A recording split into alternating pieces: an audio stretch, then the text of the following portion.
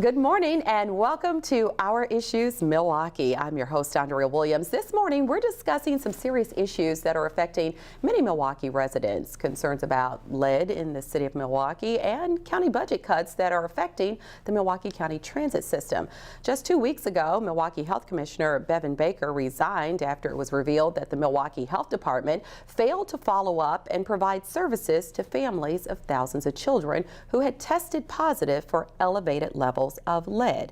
Fast forward to today, and there are a lot of questions as to what happened, what didn't happen, and where do we go from here? My first guest is 14th District Alderman Tony Zielinski, who has served on the Milwaukee Common Council since 2004. How are you? I'm doing just fine. Thanks for having me on your show. It's always a pleasure to have you here, and needless to say, you serve on a number of committees in the Milwaukee Common Council. Correct. You are the chair of the licensing committee, Correct. and you're also part of the steering and rules committee. That's an correct. important committee these days because recently you held a special meeting to discuss these lead problems in the city as well as issues within the Milwaukee Health Department. If you would bring us up to date on this whole situation. Well, let me see. It's tough to begin because there's a lot of problems going on in that particular department. I worked on legislation for 10 months to help improve the lead education awareness, lead transparency. It took us 10 months to get that legislation approved through the council, and it was a tough battle all the way through. And since its passage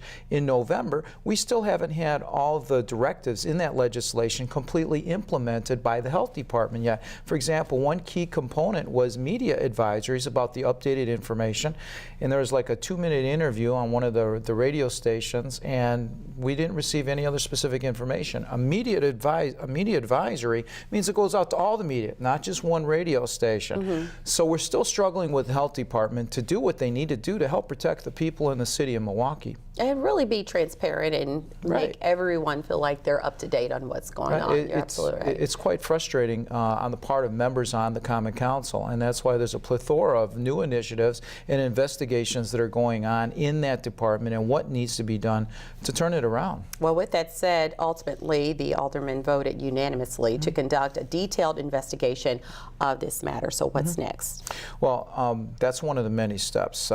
The other major step is we've introduced legislation, of which I co-sponsor, calling for an audit of the health department.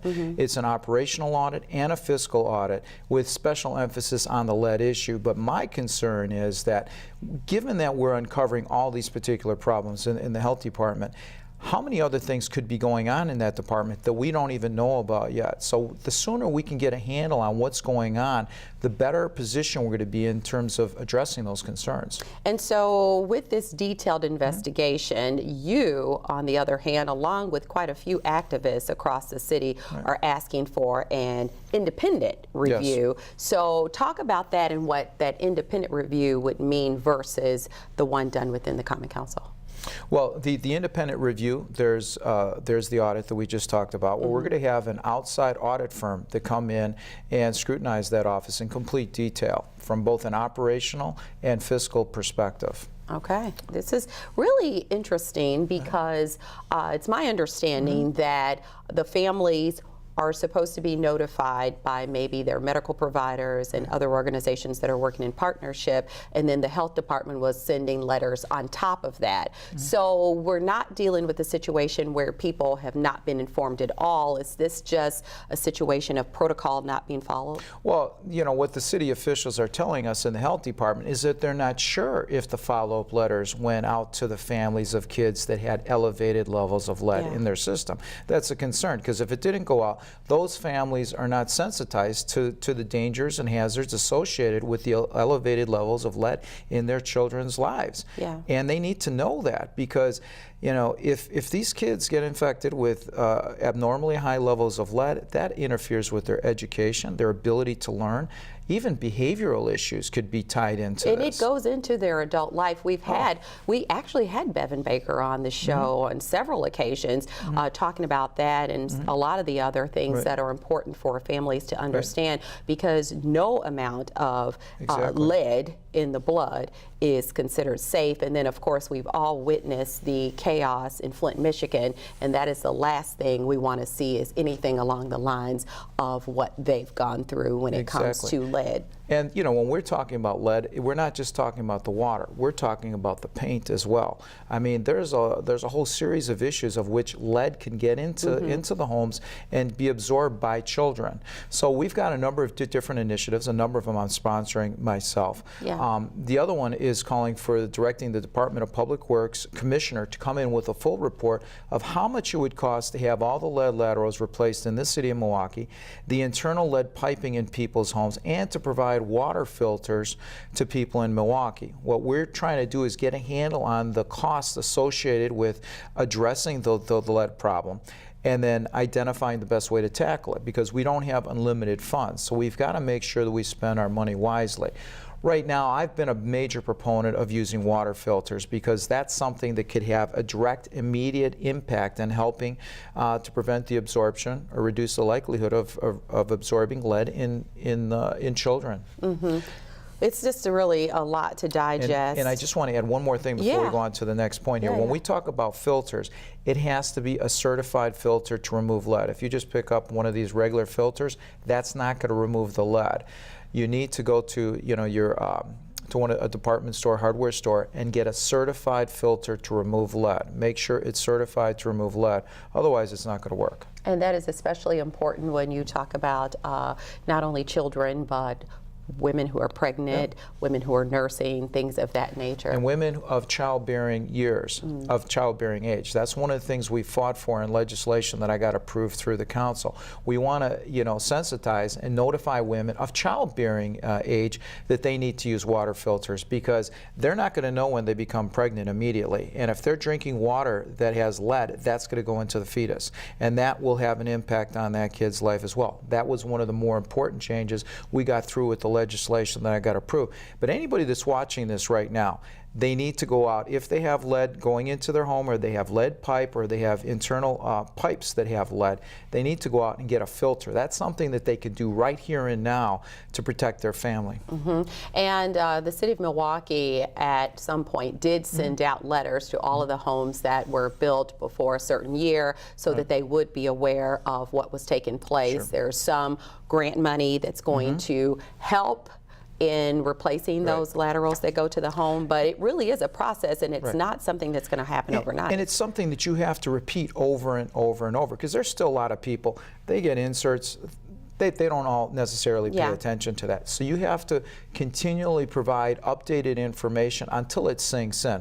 I've been on a number of neighborhood walks in my district. I've been on radio programs, and it's amazing the number of people that are not aware of the seriousness of this issue and what they need to do to protect their families. Well, that is why we have you here today, and it's no secret.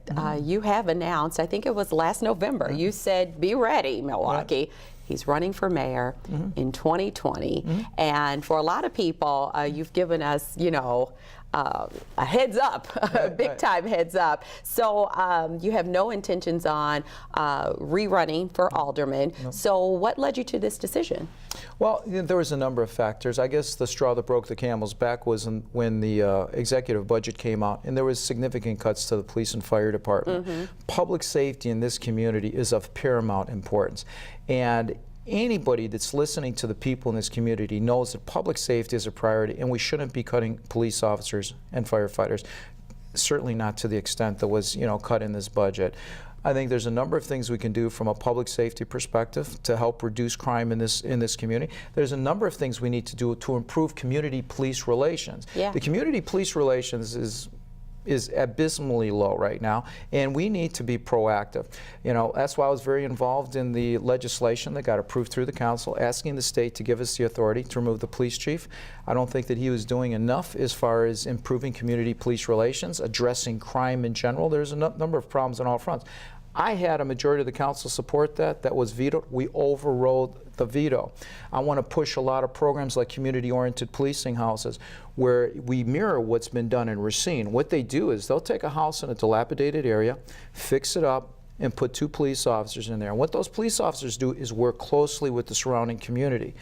The surrounding community that had a high crime rate, now that they got officers over there, They feel a lot more comfortable coming out of their house, which creates a good synergy with the police. We also partner with educational institutions that put computers and allows neighborhood people to get free educational classes on the computer in that cop house. We have playground equipment. We have libraries. We have stories where police officers testify where kids from the immediate neighborhood will come in and the police will read to the kids. So it significantly improves community police relations and at the same time reduces crime. In some neighborhoods in Racine, reduce crime up to 70%. So we need a number of initiatives like that, a whole series of initiatives to address the crime problem. And then there's the streetcar. It's a waste of taxpayer money. We have got so many issues. We got the lead issue. We got potholes in the street that the city doesn't repair quickly enough. We got street lights going out regularly because we don't replace the street lights as much as we should. We've got cuts in the police and fire department. And on top of all of that, everybody's complaining about how high their taxes are. And then we're going to advance this plan to put a streetcar to go around in a circle, which segues into one of my other big issues, is making the central city the priority. You're only as strong as your weakest link, and we as a city have to come together and say, look, turning around the central city and bringing it up is something that we need to do to help the whole city. And putting the streetcar downtown, that's significant cost to the taxpayers in Milwaukee, downtown in a circle, does not make the central city a priority. Number one, it's a waste of money in the first place. Number two, it doesn't prioritize where its money needs to go. So if you were elected as mayor, you would be willing to just shut down all the time and effort that has gone into the streetcar up to this point? Exactly. What we need to do, first off, we're going to eliminate any plans for expansion, because there are plans to actually expand the streetcar, and there's not going to be any help from the federal government with any kind of operational or capital costs associated with that. So that's sheer absurdity to even contemplating that, given the financial realities we have to face.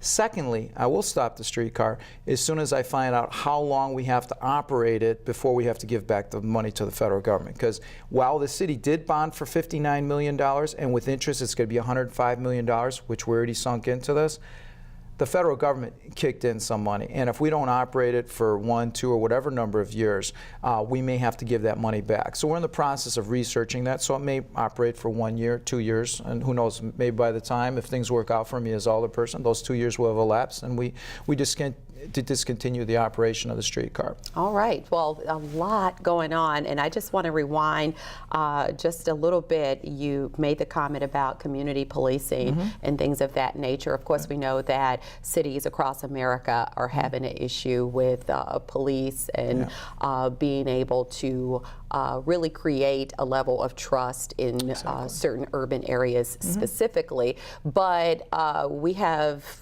Police Chief Flynn, who has announced that he will officially retire on February 16th. Right. So, with that said, and being that you really were working to get him kind of... To help create the environment, to help push him out of there. For that.